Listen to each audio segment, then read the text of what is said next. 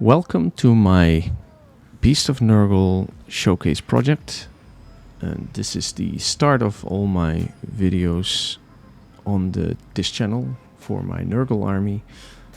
And I'd like to show you how I paint my models in the hope that maybe you get inspired yourself and perhaps improve your own painting styles, or maybe you can give me some tips on improving mine.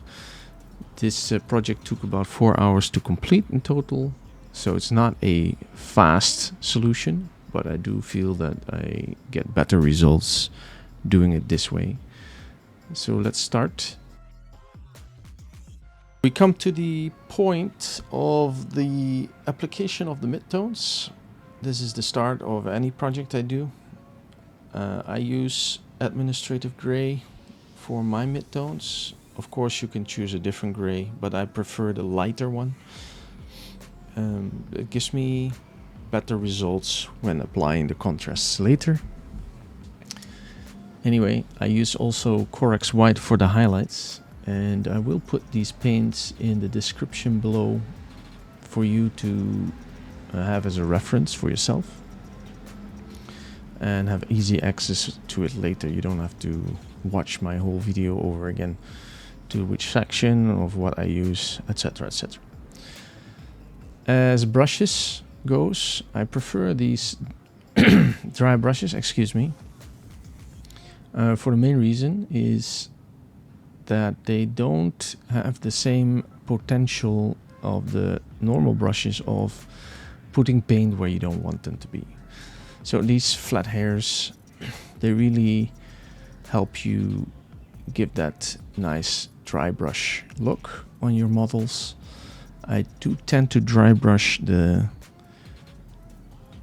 normal layer paints with normal brushes. I'm not sure why, it's just by feeling. Maybe it's just how I'm used to paint. But for this slap chop part, I tend to use dry brushes mostly. I will speed up this process so you don't have to wait too long to get to the highlight section.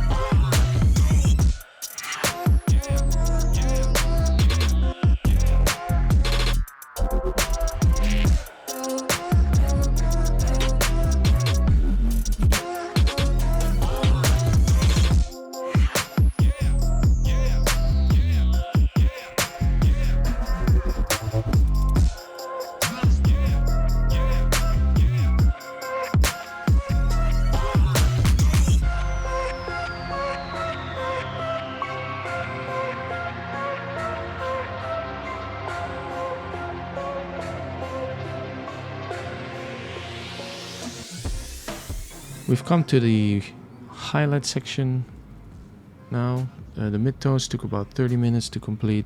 These highlights will take about 10. I will still speed up the process in order to keep this video as short as I can, as I feel that the other parts are potentially more interesting as well. So here goes.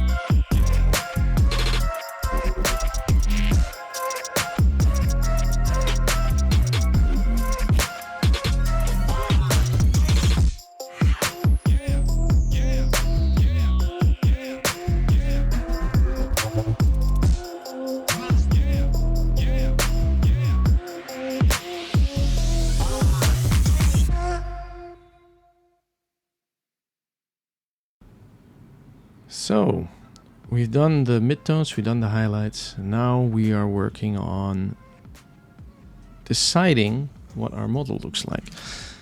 At this point, I still wanted to have Plaguebearer green on this model, but I had a fairly good idea of what I would want to do with those tentacles on his head, purple and pink. Actually, it's the same as the box. It turned out quite nicely, I have to say, as well. But the body, I felt that if I go with green and orange, it might look like some sort of Christmas elf. So I ended up trying the orange first on the lower part, and soon found out that it didn't really look like what I wanted to have, and I wanted to have a bit of a lighter underbelly. So I ended up with yellow instead, but you'll see this coming through in this project. So as you can see now, I will start the application of the orange on this model, and going through this process I find out that the model, or the paint, in fact this particular orange, is a little bit too strong.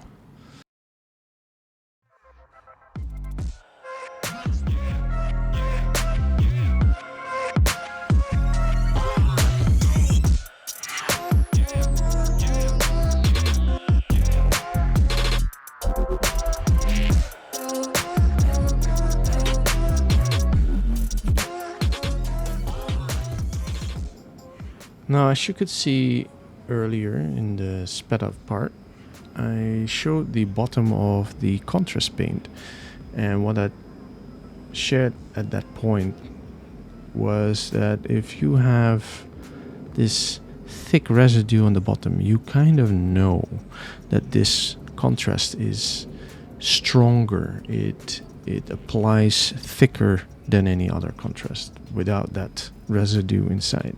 So you can clearly tell by just turning over your little bottle and see whether this contrast has some of that whitish or thicker residue inside. Anyway, as with contrast paints, it's easy to fix issues. That's why I like slap chop as well. And it's just applying a lot of water, and this contrast paints really dilute. Now in this case, as it is a thicker paint, unfortunately it did show a little bit of the edges that I painted left in the model. However, later on, when applying the new color, the yellow, it turned out to be quite a nice camo kind of look, appearance. So I will now apply the yellow, and later on I will highlight that with a lighter color. I believe it's the skull, but we'll get back to that later, and you can find that in the description as well.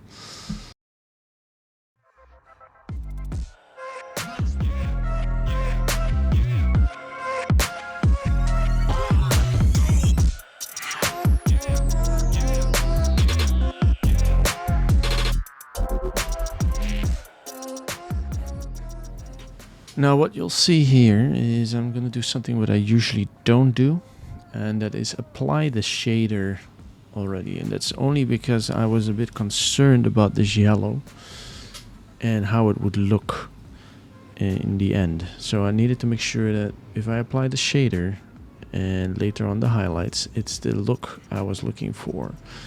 Now normally I would straight up go to the next part of the model and apply another different color contrast, which I will do later on. But here you can see me applying the shader, which is the Reikland fleshshade, I believe. Yeah, one of the best shaders out there.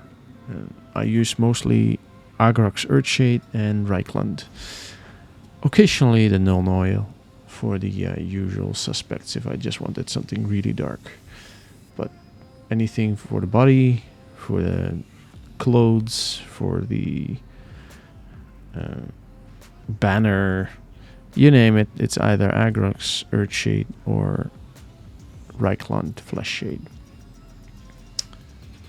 That said, I will also speed up this little part of the video, and then we can move on to the upper half of the body, which I still wasn't sure of whether I wanted it green or a different color.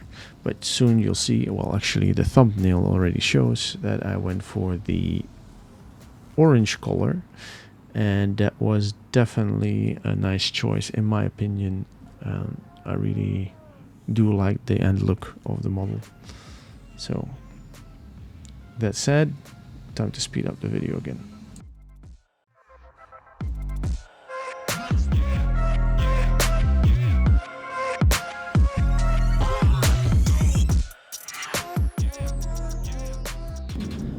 And we're back to the contrast section again. So I've decided to go with the orange here, and when applying contrast, again, as you saw with the yellow, it's just application.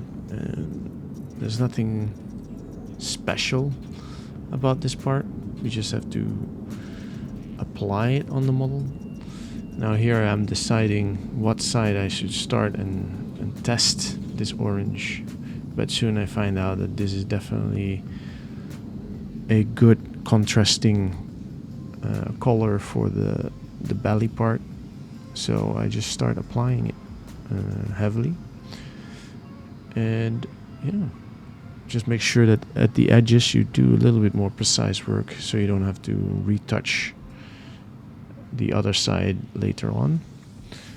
But other than that, it's just slap chopping basically. So we are applying thick layers,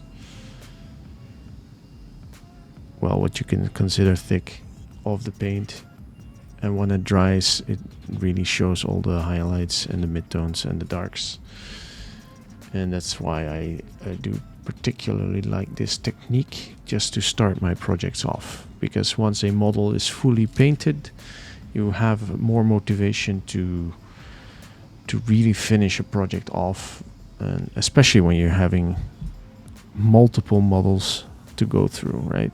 You're looking at 20 models in front of you and you're thinking this is going to take a long time, and usually our brain will then sort of like become hesitant. We tend to resist the urge to paint for some reason, and when you do this technique you get strong results, fast results, and you want to finish the project faster and with, you know, more motivation. So I will speed up the process again, as to keep this video as short as possible as I can.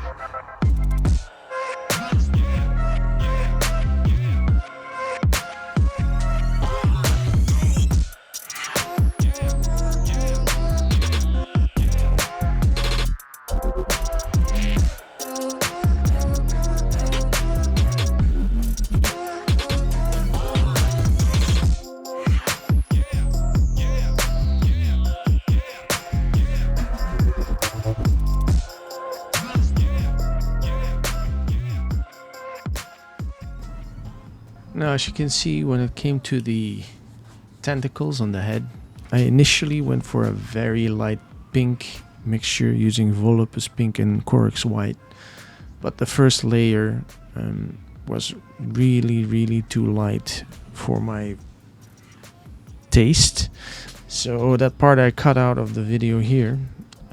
You will be able to see it in the unedited version, which I will have the link in the description as well. I'm not intending to publicly list it, but it is unlisted on my channel, and if you have the link you can still watch it. It's 4 hours long, and I did not put in any chapters, so it is quite a tricky way of navigating. I might add chapters later on. Anyway, what I do here is I add Corex white and the Volupus pink, and I started making a darker mixture this time. And the good thing about contrast is it's fairly thin, so you can do multiple applications on a part of the miniature and not really see that it is a very thick layer of paint.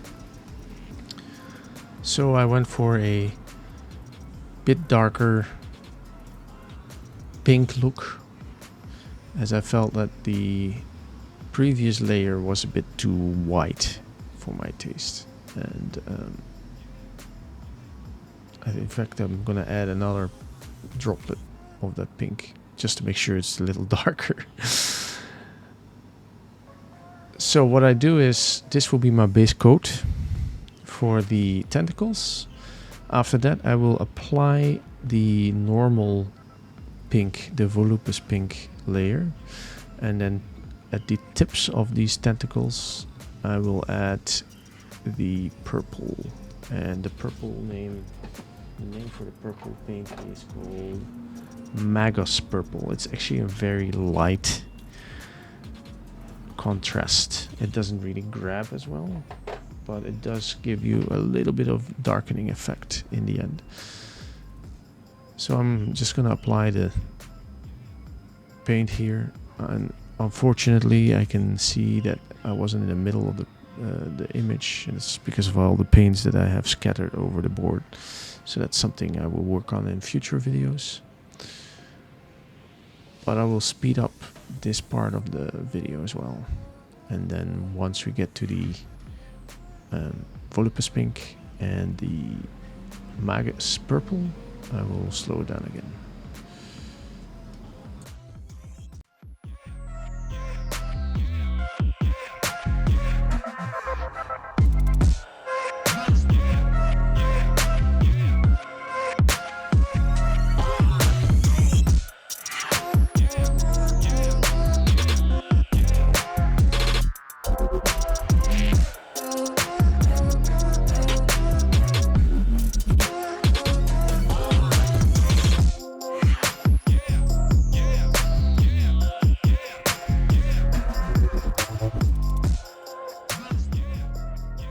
So now we have arrived at the application of the Volupus pink straight up, and you'll see that I will apply this pink also in other parts of the body, because as with any other project, you want to be efficient. So anything that you want in a specific color, you paint at that moment in time.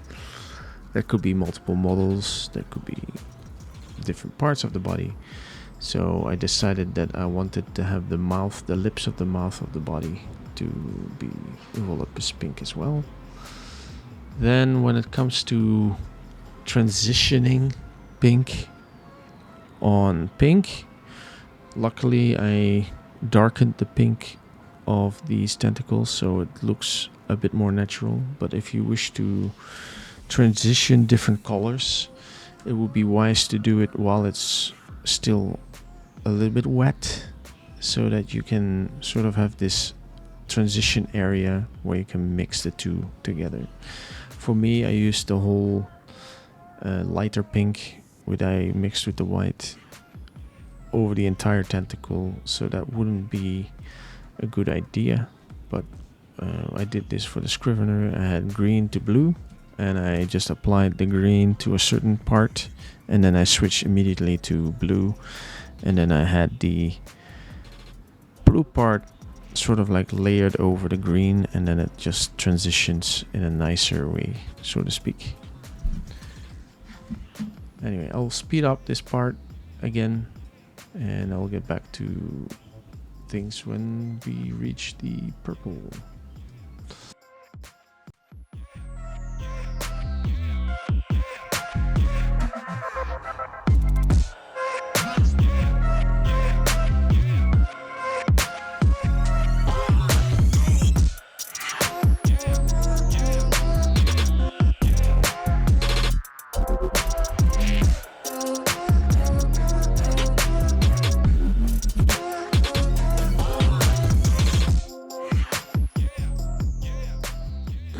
So, when it comes to applying this, not Volupus pink, it's the Magos purple. My apologies. The contrast turns out to be very light, so it almost acts like a shader in sense.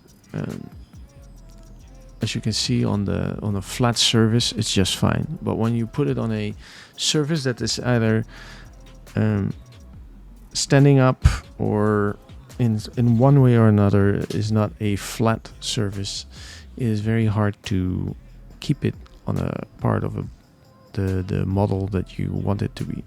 So the only way to do it is to let it dry a little and then reapply little by little, readjust the purple you want at that particular part of the miniature. I will not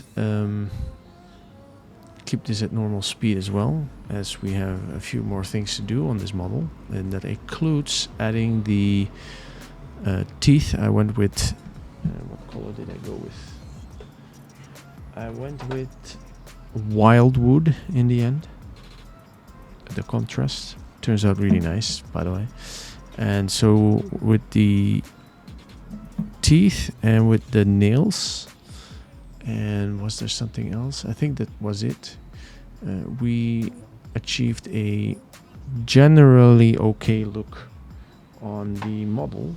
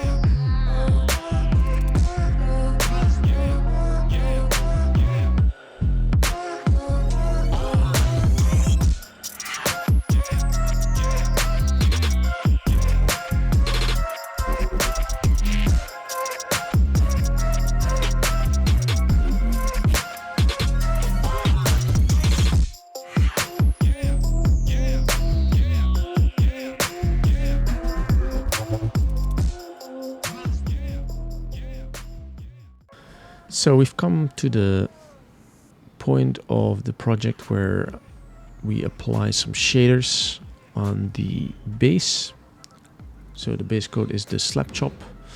It's already good for, in my opinion, for tabletop games, but I like to have my model a little bit more detailed, a little bit more popping, and applying shaders will help with that too. So where I want a little bit thicker, darker looking parts, I will just apply the shader a little bit more. And for shaders, I use Agrax in this case. Agrax Earthshade. It's one of the best shaders by Citadel, in my opinion. And it just works for everything. However, I will speed up this process all the way to where I start doing the highlights once again.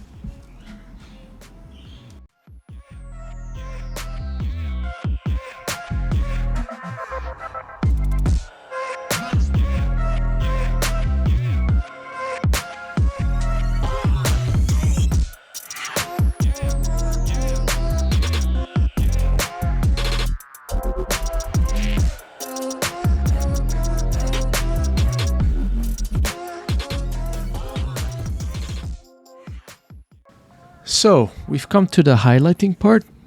This is one of the best parts of a project because it really starts making your model shine, at least in my case.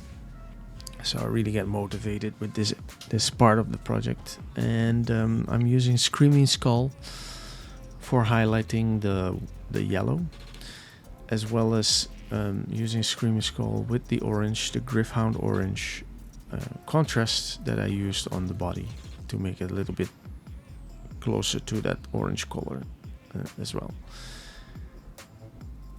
Furthermore, I believe Screaming Skull even for the teeth and the nails. And yeah, I think all in all, the remaining part took another maybe 30 minutes and before I started making the base. And I will speed up this video once again until we reach that section where I work on the base.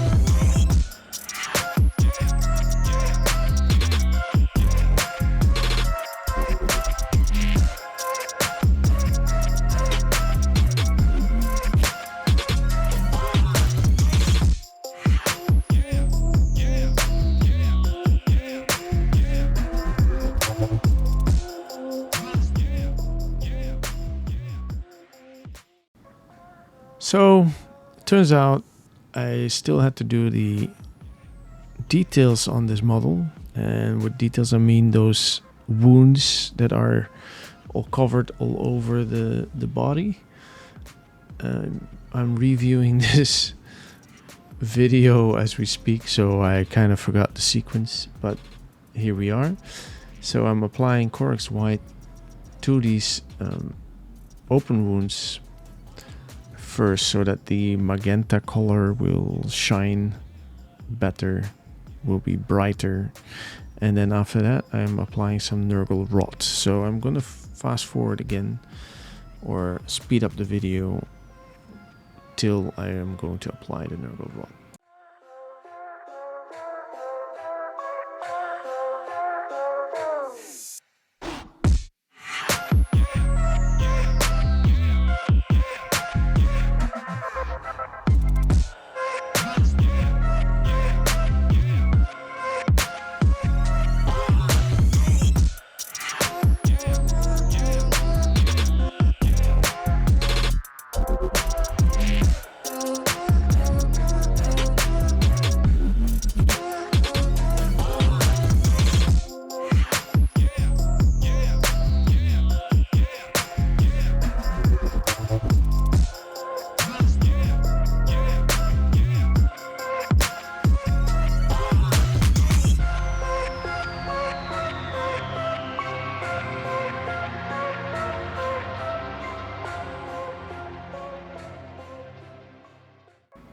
So we've come to the point where we apply Nurgle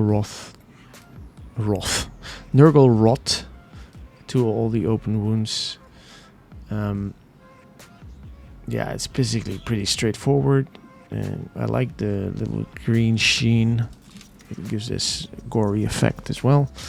And I also apply this to the lips of the mouth, but I will skip all this and move forward to the section where we are going to work on the base.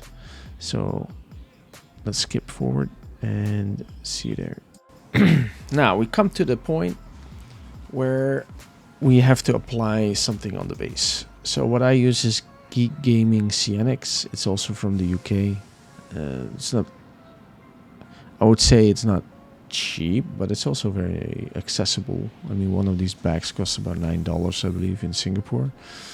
So, especially in the UK, it should be cheap, since this needs to be shipped in.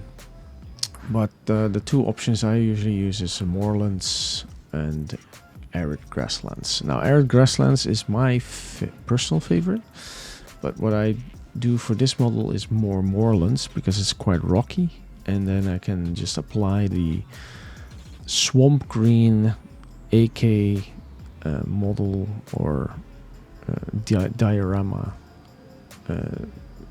gel on top of that, and it really gives this nice sort of slimy look, because these are slugs after all, so they leave a slime trail. And yeah, I'll let it play out, run the video, so you can see what I do. I use PVA glue for this base texture. Then I apply the gel. After that, I will paint over the remaining stones and gravel with the what's it called? The playground color, which is excuse me, which is a very texture-rich green paint that creates this moss effect.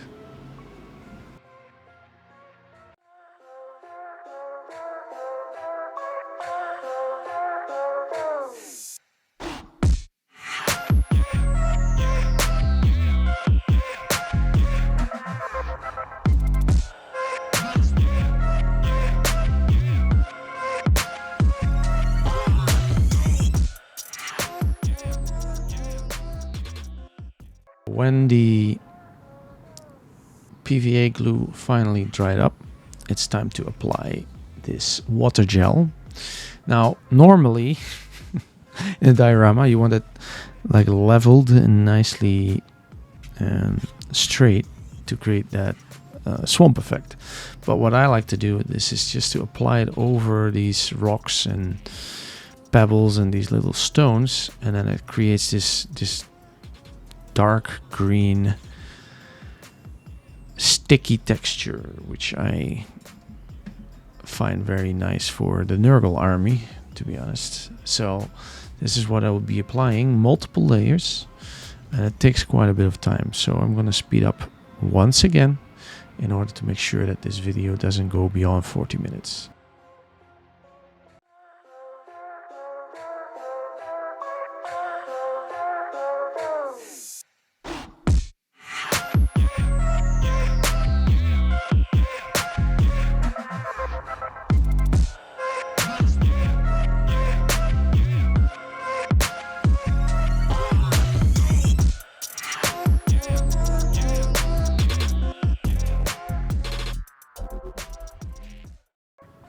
Now, after applying all that swamp gel, the last thing that needs to be done is applying this playground texture on top of the edges of the model where the stones have not been covered.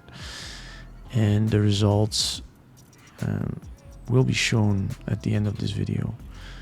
I decided not to record painting that and just show the final result. So I will just skip to the part where I show the final result. This is the final result. I was pretty pleased with it. Looking from all angles. I will run a little B-roll at the end of this video, followed with the picture I took of the final result as well. So I hope you enjoyed this video. If you did and you stuck around till the very end, congratulations to you. You done well. But I would appreciate a like on this video and a subscribe maybe. So you can stay tuned for my next projects, which will be the Blight Lords and the Lord of Afflictions. And I will record those in Full HD, as I realized that 4K is just too heavy on the editing part, as well as the uploading to YouTube. So stay tuned for more, and thank you once again for watching, and hope to see you again.